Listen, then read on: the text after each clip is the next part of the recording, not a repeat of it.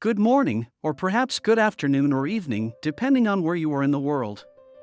Welcome to the very first episode of our journey into personal growth and self-discovery. I'm your host, Johnny Hughes, and today, we're diving deep into a topic that has the power to reshape your entire life, starting from the inside out. This isn't just another self-help episode. This is a deep exploration into the science, stories, and strategies behind cultivating a mindset that turns obstacles into stepping stones, failures into lessons, and dreams into reality. Let's begin. Have you ever noticed how two people can face the exact same challenge, say, a difficult conversation, a failed project, or a setback in their career, and yet one seems to crumble while the other rises stronger? It's not luck. It's not talent. And it's certainly not coincidence. It's mindset. The way you interpret your abilities, your potential, and even your setbacks determines whether you see a problem as a wall or a doorway. Today, we're going to break down the two types of mindsets that shape every decision you make, fixed and growth, and I'll show you how to shift from one to the other, step by step, so you can unlock a life of endless growth, resilience, and success. Let me ask you something. Do you believe your intelligence, your creativity, your talents, are they fixed traits, set in stone from the moment you were born? Or do you believe they can be nurtured, developed, and expanded through effort, learning, and persistence? This isn't just a philosophical question.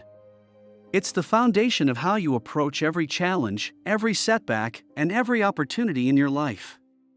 And the science is clear: those who believe they can grow, who see effort as the path to mastery, and who view failure not as a reflection of their worth but as a temporary detour, they are the ones who achieve extraordinary things.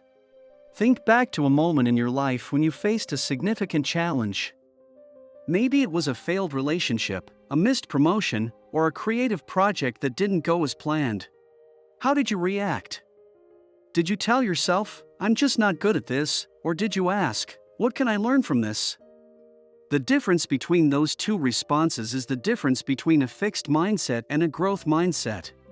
And that difference isn't just academic, it's the difference between giving up and pushing forward, between stagnation and growth, between a life of limits and a life of limitless potential. Let's talk about the science. Research by psychologist Carol Dweck at Stanford University revealed something revolutionary: our brains are not static. They are malleable, adaptable, and capable of growth at any age.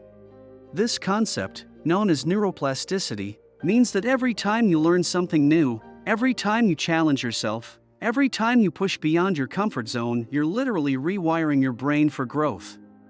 But here's the catch: this only happens if you believe it's possible. If you believe your abilities are fixed, your brain stops looking for ways to improve. But if you believe in growth, your brain becomes a powerful engine for learning, adaptation, and innovation. So, how do you cultivate this growth mindset? It starts with self-awareness. Take a moment to reflect on your own beliefs. Do you often say, "I'm just not a math person," or "I'm not creative"? Those are fixed mindset statements. They close doors before you even try. Instead, try reframing them: "I'm not a math person yet," or "I'm still learning to be creative." That tiny word "yet" is a game changer. It turns a dead end into an open road. It transforms a limitation into a challenge. And it's not just about language. It's about the stories you tell yourself every day. Ask yourself, when was the last time I avoided a challenge because I was afraid of failing? How often do I compare myself to others instead of focusing on my own journey? What's one skill I've been telling myself I can't learn, and what's stopping me from starting today? These questions aren't meant to make you feel guilty. They're meant to shine a light on the invisible barriers that might be holding you back. Because once you see them, you can start breaking them down. Take Mandela, for example. They weren't born a genius. They weren't handed success on a silver platter. What they had was a belief deep in their bones that failure wasn't the opposite of success, it was a part of it. They embraced setbacks as teachers, not as proof of inadequacy. They sought out feedback, not as criticism, but as a roadmap for improvement. And they surrounded themselves with people who believed in growth, mentors, peers, and friends who pushed them to be better, not to be perfect. Let's get practical. One of the most powerful tools for cultivating a growth mindset is journaling. Not the kind where you just vent about your day, but the kind where you reflect on your challenges, your setbacks, and your small wins. Try this every night. Write down 3 things that challenged you that day. Then, write down 1 thing you learned from each challenge. Over time, this practice rewires your brain to see challenges not as threats, but as opportunities. And it's not just about the big wins. It's about celebrating the tiny steps forward, because those tiny steps are what build momentum. Now, let's talk about feedback. Feedback isn't just something you get from others, it's something you can give yourself. When you fail, and you will fail, because failure is part of growth, ask yourself, what did I learn? What would I do differently next time? And most importantly, what does this failure tell me about my strengths? Because every setback is a clue not about your weaknesses, but about where you need to focus your energy. And when someone else gives you feedback, don't defend yourself. Don't argue. Just listen. Because even if the feedback is harsh, there's usually a kernel of truth in it. And that kernel can be the seed of your next breakthrough. Surrounding yourself with positive influences isn't about finding people who tell you you're perfect. It's about finding people who believe in your potential, even when you don't believe in yourself.